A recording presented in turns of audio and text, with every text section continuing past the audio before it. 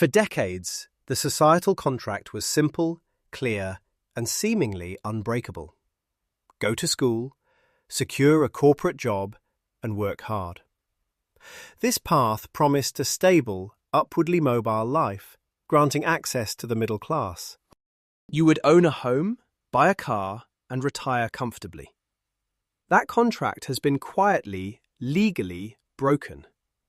Being middle class is no longer a stable destination.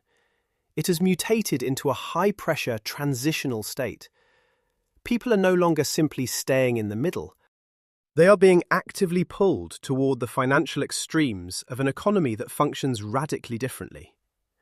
This is the K-shaped economy, starkly dividing society into distinct, non-overlapping financial realities. The K-shape visually represents this structural divide with chilling precision. The top arm contains the thrivers, roughly the top 10% of the population. Their wealth grows automatically via compounding assets. These assets include stocks, real estate, and private equity stakes. Thrivers are effectively insulated from everyday inflation because their underlying assets inflate alongside the economy. Their purchasing power remains stable, even expands. Then there's the bottom arm, the strivers, and the rapidly squeezed middle. This traditional middle tier is rapidly thinning out, evaporating under sustained pressure. Recent data reveals an overwhelming 97% of those falling out of the middle class into financial stress hold under $100,000 in liquid assets. The critical lesson here is stark. The middle class used to be defined by a certain income threshold. Today, it is strictly defined by assets. If you rely purely on a salary, you are structurally exposed. This shift has a clear engine of destruction: real wage stagnation. For nearly 2 decades, real wage growth has flatlined, averaging abysmal annual growth rates under 1%. Companies extracted record productivity gains from their workforce. However, they systematically failed to share these gains with their employees. While wages stagnated, the baseline cost of entering the middle class completely detached from reality. The costs of housing, healthcare, and education have exploded. Generation X and millennials entered their peak earning years hoping for stability. Instead, they found themselves trapped under a mountain of career and consumer debt.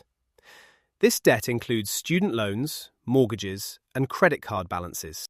Their increased income, on paper, goes almost entirely toward debt service. This leaves almost nothing for actual wealth accumulation or asset building. They are running faster just to stay in the same place. Climbing from the middle class to financial security now requires an established baseline of wealth. This isn't about hard work anymore. It is about access to a crucial asset barrier. Data tracks a clear generational phenomenon regarding this barrier. A subset of younger earners, like those in Gen Z, manages to maintain upward mobility. This occurs only if they have proximity to family wealth safety nets. These safety nets manifest as inherited assets. They might receive down payments for homes, direct financial support for education, or seed capital for businesses. Conversely, millions of professionals are stranded in their prime earning years. They operate without any inherited safety net whatsoever. They are earning historically high salaries on paper, often well into 6 figures. Yet their income alone cannot overcome the immense asset barrier. Because they possess zero generational assets, they remain stuck.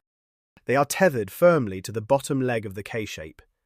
Their labour, no matter how skilled, educated, or well compensated, accumulates no significant capital that can generate more wealth. The death of the middle class isn't a temporary economic dip. This isn't a cyclical downturn awaiting recovery. It represents a permanent restructuring of global society. This shift moves directly toward a modern, feudal system. If you do not own the infrastructure, you become the tenant. If you do not own the assets, you become the user, perpetually paying rent to those who do. A lifetime of labour is no longer enough to buy your way into security. The rules of the game have been fundamentally re-engineered, quietly and deliberately. The middle class didn't disappear because people stopped working hard or became lazy. It vanished because the underlying economic system ensures labour loses. Capital by design always wins. This isn't a failure of individual effort or a collective moral failing. It is a deliberate structural outcome, the predictable result of rewritten rules. The economic game changed. We just weren't told.